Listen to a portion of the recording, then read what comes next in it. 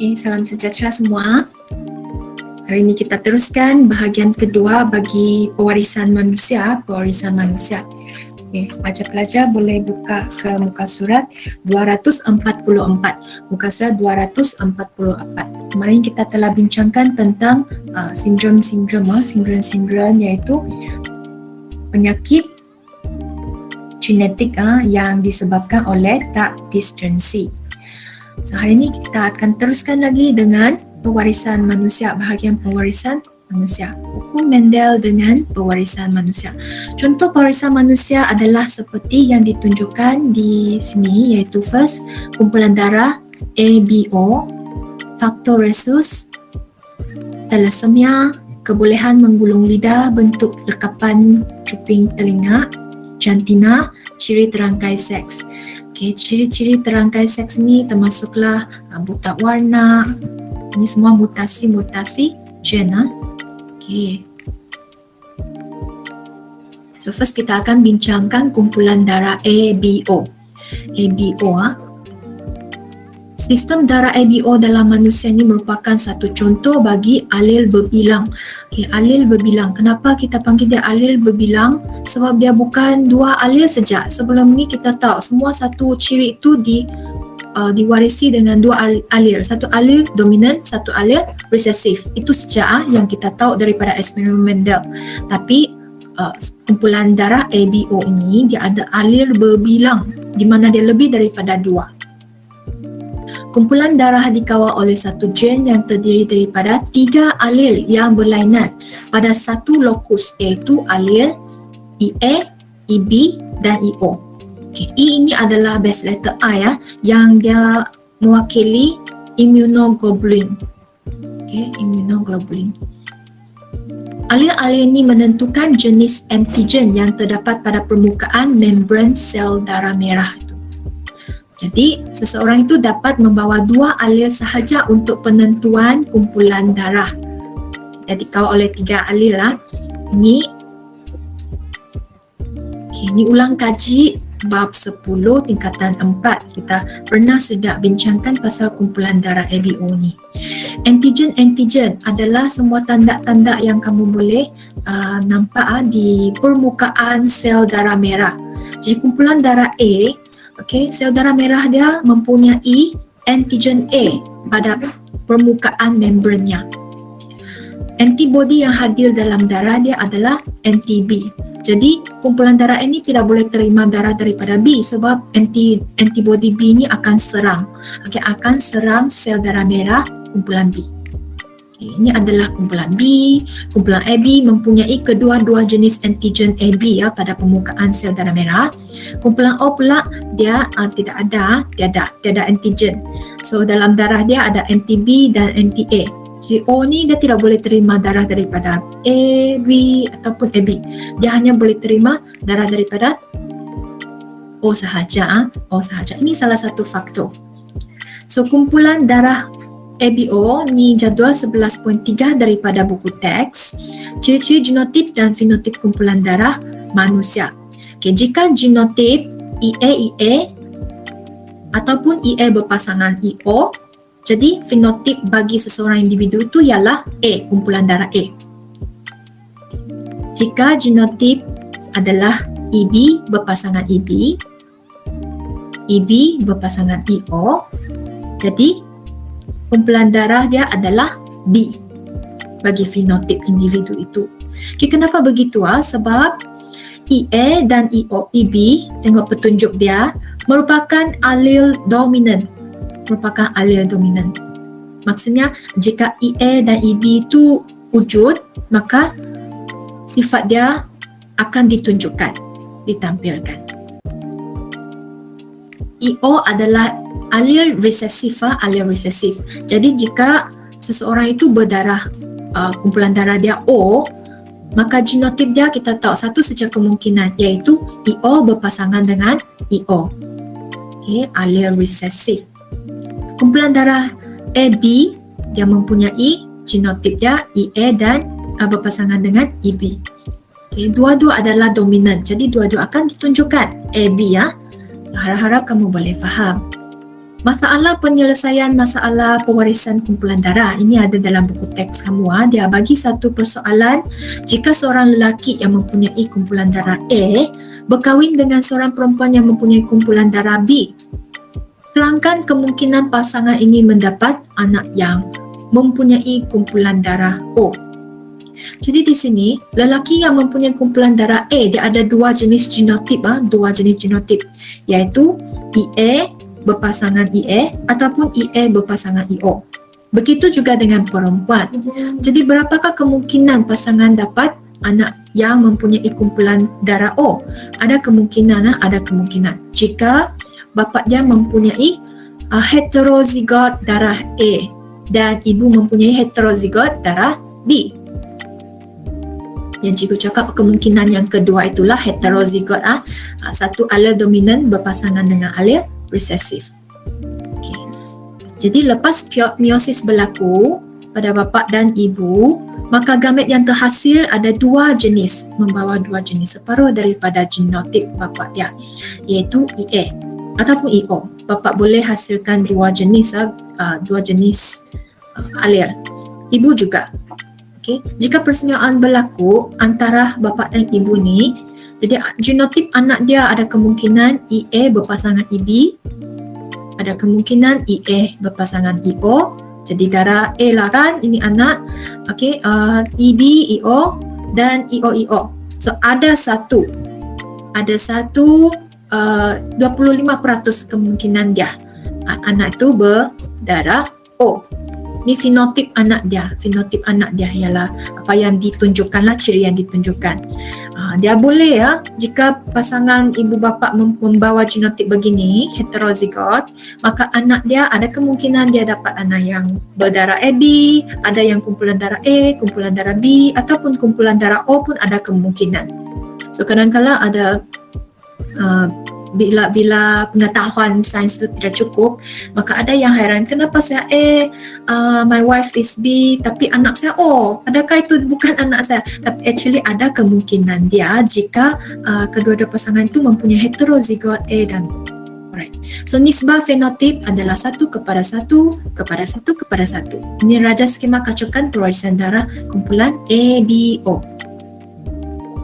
So pewarisan kumpulan darah merupakan satu contoh yang tidak mengikut hukum Mendel. Sebab kalau hukum Mendel, satu gen mempunyai dua alel sahaja, satu alel dominan, satu alel resesif. But bagi kumpulan darah ABO manusia, dia tidak ikut sebab dia mempunyai tiga alel. Okay, sifat kumpulan darah ABO itu dikawal oleh tiga alel, di mana ada dua alel dominan dan satu alel resesif.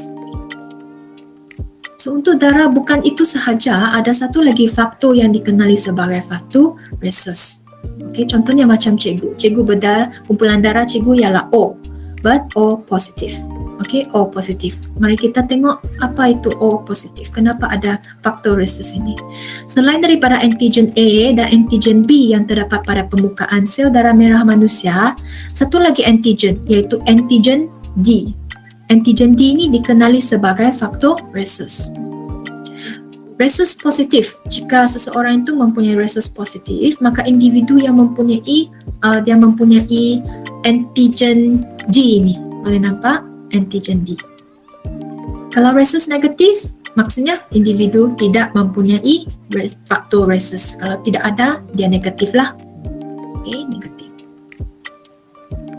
So faktor rhesus, warisan daripada ibu bapa kepada anak adalah berdasarkan prinsip hukum Mendel. Yang ini ikut sebab dia ada satu dominan dan satu resesif sahaja. Okay, dia dikawal oleh dua gen. Satu ialah dominan, iaitu resus positif lah yang mempunyai antigen D, dan negatif adalah bersifat resesif. Genotip bagi individu resus positif mungkin homozigot, dominan-dominan ataupun heterozigot. Okey, ini kamu boleh faham ikut hukum Mendel. Kalau dia homozigot, dominan dengan dominan, berpasangan dominan dua alel ini, maka individu itu ada resus positif. Jika heterozigot, yang dominan tetap boleh menunjukkan ciri yang dia bawa, iaitu resus positif. Kalau rhesus negatif, satu saja kemungkinan iaitu homozygote resesif. Kalau yang allele resesif berpasangan allele resesif, baru dia boleh tunjukkan resesif, iaitu negatif. Jadi ini cikgu dapat daripada informasi daripada internet, di mana selain daripada faktor kumpulan darah, anda perlu juga consider tentang faktor rhesus. Okay, faktor rhesus, di mana kamu boleh tahu apa yang kamu boleh terima, apa yang kamu boleh demar. Right. So ini untuk bakal-bakal pegawai perubatan, mana tahu ada doktor antara kamu. Okay, doktor kah, nurses kah, farmasis kah, kamu ini semua adalah pengetahuan yang penting untuk kamu tahu. Seterusnya cikgu akan tunjukkan ini raja skema kacukan pewarisan faktor rhesus. Kita tengok ada dua situasi yang ditunjukkan di sini. Okey, di mana genotip bapa bagi faktor rhesus ini dia merupakan homozygote dominan. Homozygote dominan, bagi ibu pula adalah homozygote resesif. Jadi bapa dan ibu dia boleh hasilkan satu jenis gamet sahaja yang membawa faktor dominan, ini faktor rhesus positif dan faktor rhesus negatif, rhesus positif negatif. Jadi semua genotip anak dia adalah rhesus positif. Okay, rhesus positif berpasangan dengan rhesus negatif. So fenotip anak satu jenis sahaja, semua positif, semua rhesus positif. Okay. Untuk situasi yang kedua, bapa mempunyai heterozygote rhesus heterozygote positif, rhesus positif. Ibu dia adalah homozygote rhesus negatif. Right. So bapa ada dua jenis gamet sekarang. So bagi anak pun mempunyai dua genotip, ada dua kemungkinan. Satu sama ada yang positif, allele positif dominan itu berpasangan dengan allele resesif, ataupun kedua-dua adalah allele resesif. So peratusan nisbah, nisbah fenotip bagi rhesus positif bagi situasi kedua ini ialah separuh rhesus negatif. Okay. So seterusnya satu lagi ini ialah thalassemia. Okay, penyakit pewarisan thalassemia, penyakit pewarisan. Penyakit pewarisan ini diturunkan daripada satu generasi ke generasi yang seterusnya. Okay, sebab itulah masa kamu form 3 kamu kena ada saringan thalassemia supaya dapat tahu sama ada kamu telah diwarisi penyakit ini ataupun tidak. Thalassemia ini boleh disebabkan oleh mutasi gen yang berlaku pada autosom. Okay, pada autosom iaitu pada kromosom ke-11 ataupun 16. Dia bukan bertambahan bilangan kromosom, dia adalah mutasi pada gen. Salah satu lokus itu bermasalah yang gen, bahagian gen bagi kromosom 11 ataupun 16. Thalassemia merupakan penyakit yang disebabkan oleh pembentukan hemoglobin yang abnormal, kekurangan bilangan hemoglobin. So contohnya dalam raja kamu boleh nampak kalau normal. Okay, kalau normal sel darah merah adalah berbentuk dui cekung begini, cekung dan sihat banyak bilangan dia. Thalassemia dia punya sel darah merah menjadi tidak normal, tidak normal. Saiz sel darah merah adalah lebih kecil, lebih pucat. Okay, dia tidak berkebolehan untuk membawa banyak oksigen. Ini merupakan pewarisan thalassemia. Okey. Okey, kita tengok situasi yang pertama. Ibunya normal tapi bapa adalah pembawa bagi thalassemia. Okey, jadi ada kemungkinan dia boleh mendapat anak yang normal ataupun anak pembawa. Jika kedua-dua ibu bapa adalah pembawa, maka dia boleh ada kemungkinan mendapat anak yang normal, ada kemungkinan mendapat 50% anak dia pembawa dan juga pengidap thalassemia. Thalassemia ini pembawa. Jika pembawa nama dia boleh dikatakan dia thalassemia minor. Okey, minor yang mana seseorang itu mempunyai allele resesif thalassemia tapi tidak mempunyai tanda-tanda thalassemia. Okey, dia membawa sahaja alel resesif.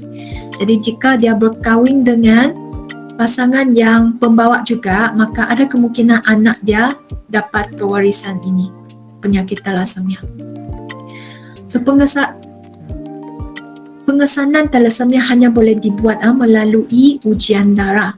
Okey, hanya melalui ujian darah kita boleh kenal pasti sama ada dia pengidap ataupun tidak.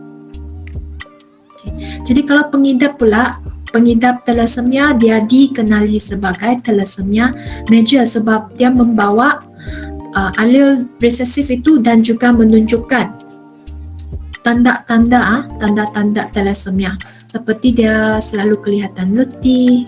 Okay, tanda-tanda kita tengok dia selalu kelihatan letih, pucat, sesak nafas serta perubahan pada pembentukan tulang muka dia. Bila umur dia masih 3 hingga 18 bulan. Okay, sudah ada, boleh nampaklah daripada pembentukan tulang itu. Itu satu pewarisan tu. Jadi yang seterusnya adalah penentuan jantina. Okey, penentuan jantina ni cikgu go through cepat sebab kamu actually ada sudah pengetahuan basic-basic pasal itu. Kamu tahu bahawa lelaki mempunyai 44 autosom dan satu pasang kromosom seks. Perempuan pula 44 autosom dan XX. Sperma yang dihasilkan oleh testis ialah haploid.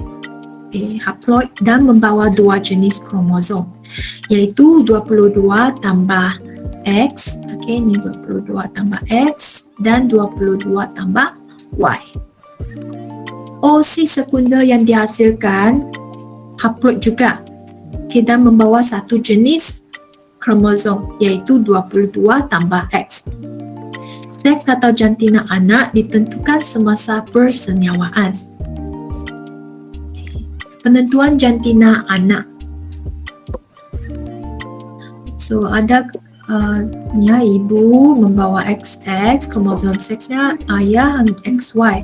So ada kemungkinan kamu boleh dapat perempuan dan lelaki 50-50%. Okay, mari kita tengok skema. Baca skema ini. Bapa, okay, ini adalah genotik bagi bapa, ini genotik bagi ibu.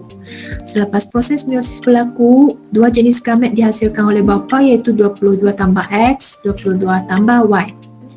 Ibu pula dapat satu jenis sahaja gamet yang dihasilkan oleh OC sekunder iaitu 22 tambah X. Persenyawaan berlaku, maka kamu boleh nampak okay, genotik anak 44 tambah XX. Jika gamet X ini yang membawa X jumpa dengan X. Jika Y jumpa dengan X, maka dapat anak lelaki. Nisbah fenotip 1:1. Maksudnya setiap kali isteri dia mengandung, maka boleh tahu ada 50% kemungkinan anak itu anak perempuan. 50% lagi mungkin lelaki. So semua yang saya punya penentuan jantina anak. So XY ini dia ada boleh membawa penyakit sesetengah gen-gen lagi yang menentukan ciri lain. Ciri terangkai seks. Gen-gen yang mengawal ciri tertentu yang terdapat pada kromosom seks tetapi tidak terlibat dalam penentuan ciri seks. Untuk Y kromosom Y dia hanya bawa kromosom yang menentukan seks saja. Okay, biasanya ciri-ciri tertentu yang dinyatakan di sini semua dibawa oleh X. Okay, dia dibawa oleh X. Gen-gen macam buta warna dan hemofilia terdapat pada kromosom X. Jadi gen ini dikenali sebagai gen terangkai seks. Dia mengikut X. Okay, mengikut X. Di bawah mengikut X. Ciri terangkai seks. Okay, bagi sifat putih warna dan hemofilia disebabkan oleh gen resesif yang terangkai pada kromosom X. Kromosom Y adalah lebih pendek daripada kromosom X dan tidak mempunyai banyak alel. Okay, seperti kromosom X, dia membawa sedikit sahaja alelnya. Okey, jadi bagi lelaki mana-mana trait yang disebabkan oleh allele dominan ataupun allele resesif pada kromosom X sahaja akan ditunjukkan. Okey, akan ditunjukkan. So, genotip lelaki 44 tambah XY kan. Jadi macam contohnya sifat buta warna. Kebanyakan pengidap dia adalah lelaki. Kenapa? Sebab dia hanya mempunyai satu kromosom X. Jika kromosom X ini terangkai dia membawa penyakit terangkai seks seperti buta warna, maka lelaki itu terus menjadi buta warna. Dia tiada chance menjadi pembawa. Tapi perempuan dia membawa 44 tambah XX kan. Jika salah satu X itu mempunyai penyakit terangkai seks macam buta warna, satu lagi sihat, normal, maka perempuan itu cenderung menjadi pembawa sahaja. Pembawa sahaja. Jadi peratusan lelaki yang menjadi buta warna adalah lebih tinggi berbanding dengan perempuan. So sampai sini pelajar-pelajar boleh try. Boleh try tengok. Tengok raja ini, boleh teka apakah nombor yang anda nampak. Apakah nombor yang anda nampak? Ini adalah contoh plat ujian isyihara. Isyihara kita akan bincangkan nanti. Buta warna ialah keadaan seseorang itu tidak dapat bezakan warna yang tertentu. Biasanya warna merah dan hijau tidak dapat dibezakan. Disebabkan oleh allele resesif yang dibawa oleh kromosom X, dan kebanyakan pengidap buta warna adalah lelaki. Cuba tengok jadual 11.4. Petunjuk dia ialah X ini merujuk kepada kromosom X. B huruf besar adalah allele dominan, allele dominan. Dan X huruf kecil ni adalah allele resesif. So ini dalam kajian pewarisan trait terangkai seks kromosom X dan Y selalu ditulis semasa menulis genotip. Allele dominan diwakili oleh huruf besar ini dan allele resesif diwakili oleh huruf kecil. So, kita tengok normal. Jika normal, lelaki membawa X yang mempunyai allele dominan. Dominan. Maksudnya ini normal normal. Y. Untuk perempuan pula XB huruf besar dominan. Jadi perempuan ni sihat bukan pembawa. Jika pembawa, lelaki tidak ada istilah pembawa. Jika dia dapat satu sejak X resesif itu, terus dia menjadi buta warna. X allele resesif berpasangan dengan Y. Perempuan ada kemungkinan menjadi pembawa di mana satu X dia adalah sihat, satu lagi adalah membawa allele resesif. Perempuan hanya boleh menjadi buta warna jika kedua-dua allele ini adalah resesif.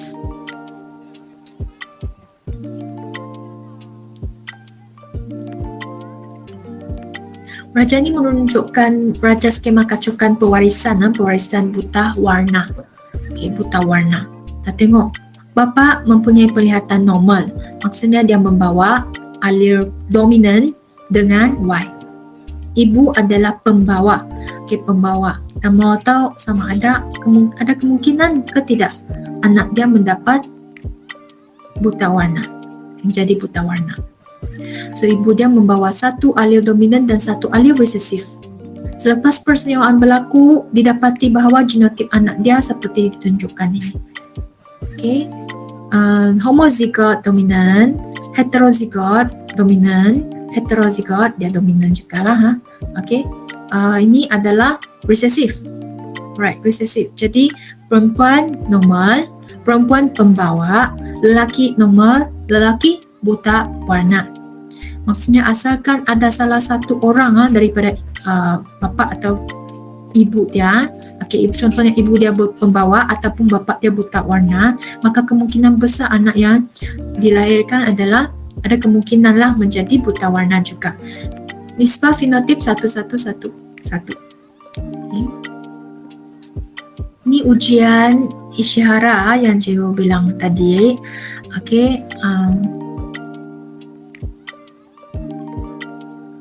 Ujian isyihara adalah satu ujian yang Ujian saringan pelihatan warna yang terkenal. Dia dicipta ataupun dicipta oleh pakar oftalmologi. Oftalmologi berbangsa Jepun. Nama dia Shinobu Ishihara. Yang namakan ujian itu after dia punya nama lah. Guna nama dia sendiri, ujian Ishihara. So oftalmologi ini adalah pakar, dia pakar dalam perubatan tentang masalah-masalah mata lah, pembedahan mata. Oftalmologi, satu bidang yang dia mengkaji tentang perubatan dan juga masalah-masalah mata. Direka untuk menyaring kecacatan penglihatan warna hijau merah. Penglihatan warna hijau merah ni buta warna lah yang lazimnya berlaku dalam masyarakat. Ni lain lagi yang tadi tu buta warna. Sekarang kita tengok hemofilia pula, macam mana dia diwarisi. Dia merupakan keadaan di mana darah tidak dapat membeku secara normal disebabkan oleh kekurangan faktor pembekuan darah. Jika berlaku pendarahan berlebihan secara dalaman ataupun luaran, akan menyebabkan kematian. Hemofilia disebabkan oleh kehadiran alel resesif pada kromosom X. Ingat penyakit rangkai seks kebanyakan dibawa oleh alel resesif pada kromosom X. Ini menyebabkan lelaki menjadi pengidap hemofilia. Kebanyakan lelaki menjadi hemofilia. Perempuan hanya akan mendapat hemofilia jika dua-dua alel resesif berada pada kromosom X-nya. Kita tengok jadual 11.5. Genotip dan fenotip bagi pewarisan hemofilia. Lebih kurang sama dengan tadi yang buta warna, di mana normal jika lelaki pada kromosom X-nya dia bawa alel dominan. Perempuan dua-dua alel dominan. Pembawa hanya berlaku pada perempuan jika satu X dia adalah membawa alel dominan, satu X membawa alel resesif. Dia pembawa. Lelaki tiada pembawa, asalkan dia mendapat alel resesif pada X-nya, dia terus menjadi pengidap hemofilia. Perempuan pula jika dua-dua kromosom X-nya membawa alel resesif, dia akan dapat penyakit hemofilia. So ini cara skema pewarisan, kamu boleh nampak dengan cara melukis raja skema ini. Macam mana dia penyakit ini dibawa, dituruni, diwarisi oleh anak-anaknya. So dari segi gamet ini gamet, right? Gamet, jenis gamet yang dihasilkan oleh bapa dia, ibu dia. Lepas perseniaan berlaku, anak pertama di sini kemungkinan perempuan normal. Yang kedua, perempuan pembawa. Yang ketiga, lelaki normal. Yang keempat, lelaki pengidap hemofilia. Nisbah fenotip bagi hemofilia ni sama dengan buta warna tadi, iaitu 1:1:1:1. Dalam satu keluarga. Seterusnya, ciri pewarisan manusia, kebolehan menggulung lidah dan bentuk lekapan cuping telinga. Ini mengikut hukum Mendel juga sebab dia ada satu alel dominan dan satu alel resesif. Kebolehan menggulung lidah serta bentuk lekapan cuping telinga. Ini melekap. Ini bebas. Ini bebas. Ini melekap. Melekap maksudnya dia macam dia sambung kepada bahagian muka kamu. So kamu boleh kena pastilah kamu dapat lekapan cuping telinga kamu bebas ataupun melekap. Ini melekap, ini melekap. Ini boleh gulung, ini tidak boleh gulung. Dia mengikut hukum Mendel. Kebolehan menggulung lidah dikatakan adalah satu trait dominan. Ini trait dominan. Ini trait resesif. Ini trait dominan. Bentuk cuping telinga tidak melekap. Tidak melekap, ini tidak melekap adalah dominan. Dominan, ini resesif. Bahagian terakhir pedigree keluarga. Pedigree ataupun salah silah keluarga boleh dianalisis untuk menyiasat pewarisan ciri manusia. Carta alel seperti yang ditunjukkan, beberapa generasi boleh menunjukkan perhubungan keturunan dan pewarisan ciri yang dikaji daripada nenek moyang sepunya kepada individu-individu dalam generasi semasa.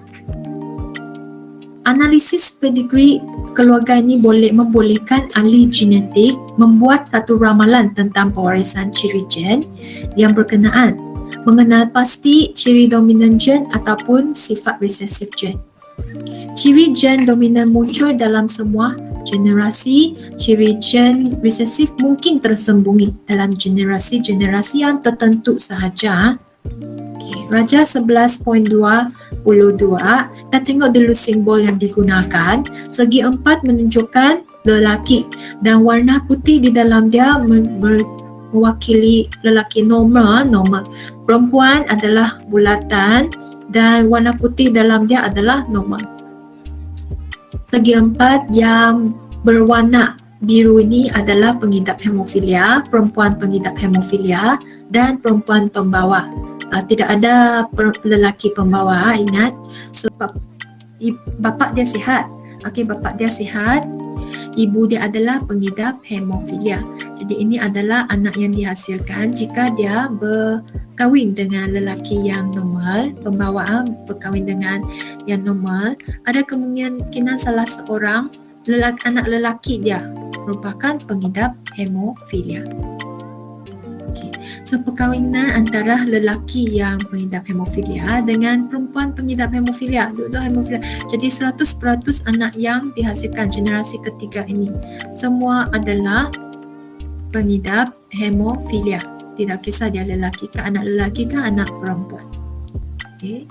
So ni semua kamu perlu tahu sebelum kahwinlah. Selalunya orang akan jalankan saringan kesihatan dulu untuk mendapati adakah tidak penyakit-penyakit pewarisan supaya kamu boleh bersedialah dengan apa-apa kemungkinan yang berlaku kepada anak-anak yang dilahirkan.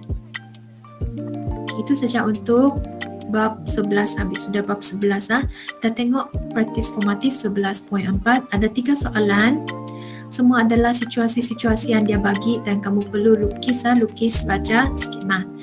Seorang perempuan mempunyai kumpulan darah B heterozigot, manakala seorang lelaki mempunyai kumpulan darah A heterozigot. So, mungkin kamu boleh try menjawab. Menjawab. Jawapan dia nanti cikgu share kamu.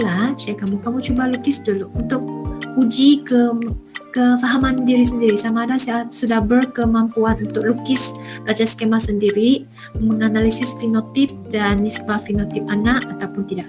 Right? So nombor 2.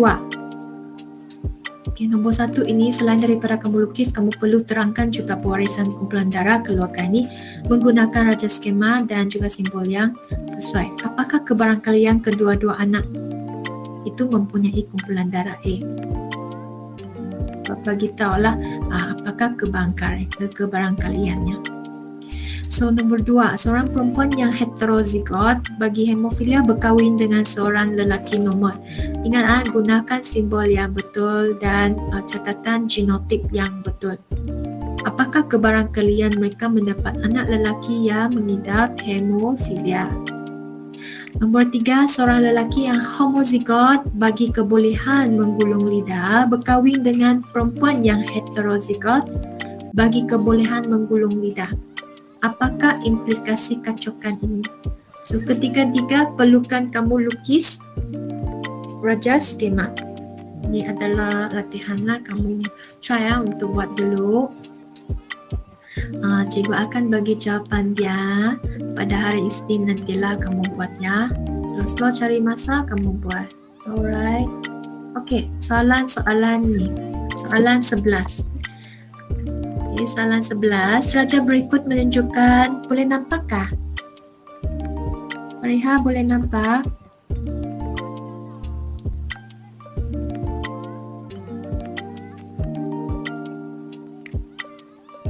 Boleh nampakkah soalan dia? Boleh. Boleh, jelas Cikgu kasih zoom in supaya kamu boleh baca.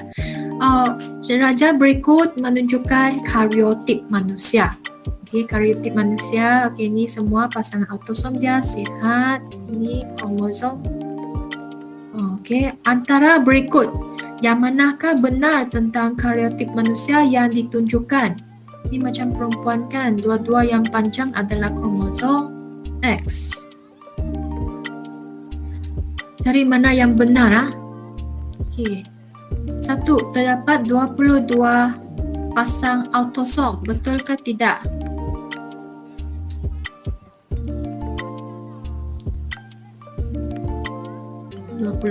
Ya, betul. Okey. So, 1 ini betul. Nombor 2, 1 kromosom seks telah hilang. Adakah hilang? Ini dua-dua ada, jadi bukan ini.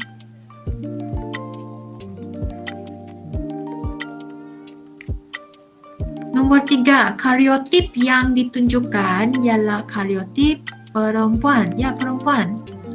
Sebab X mempunyai saiz lebih panjang berbanding dengan Y. Dua-dua panjang, jadi dia adalah XX. 44 tambah XX.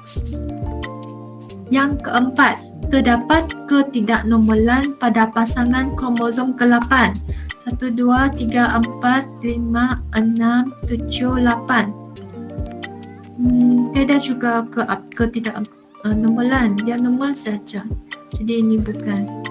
So, jawapan yang tepat dia ialah 1 dan 3. Setuju? Ada yang mau membantah, boleh? Setuju, cikgu. Okey. So, jawapan dia ialah B, boy. Alright, pelajar-pelajar cuba soalan ke-12. Kita tengok soalan ke-12. Okey, cikgu kasih besarkan dulu.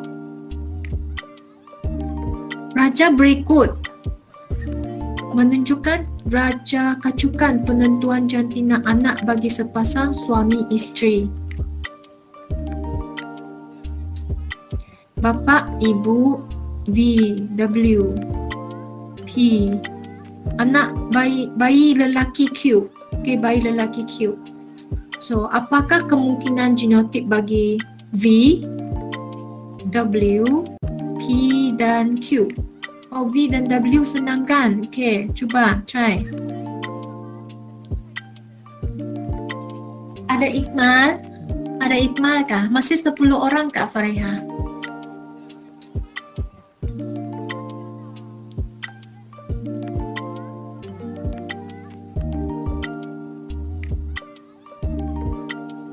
Masih lagi 10 pelajar sahaja ataupun kamu sudah tolong cikgu admit?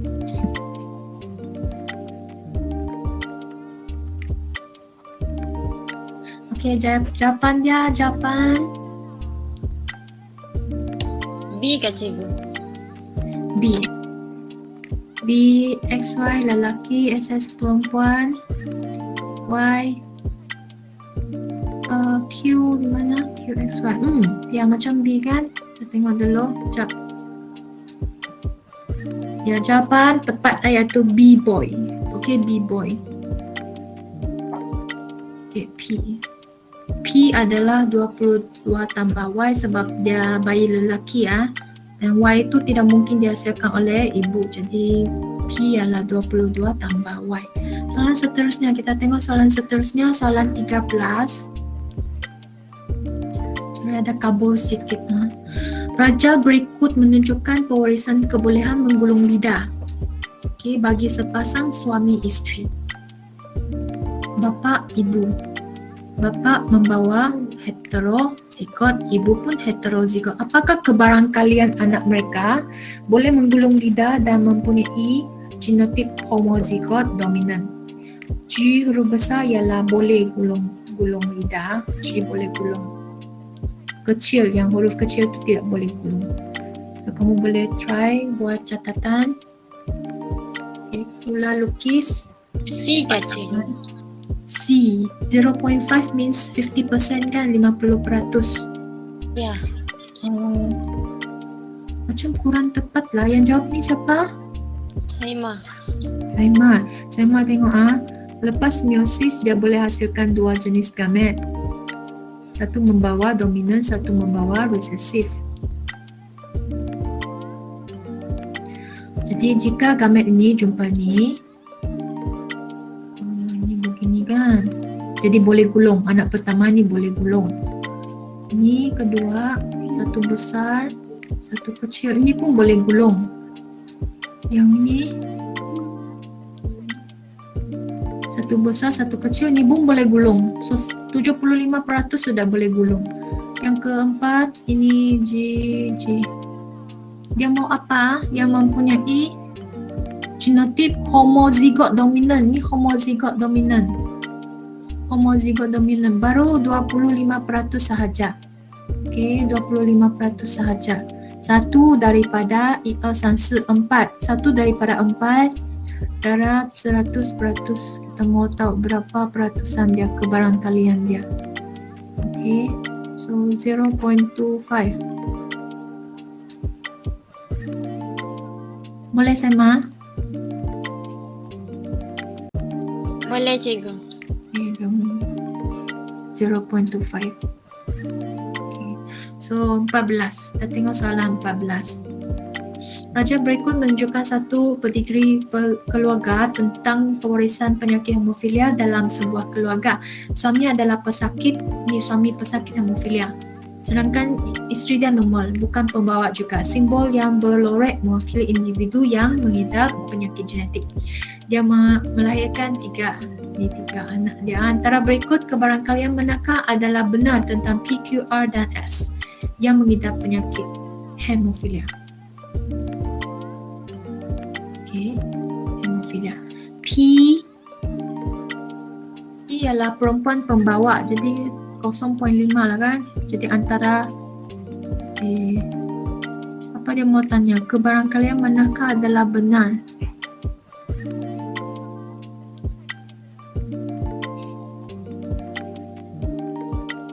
Penyakit yang mengidap penyakit.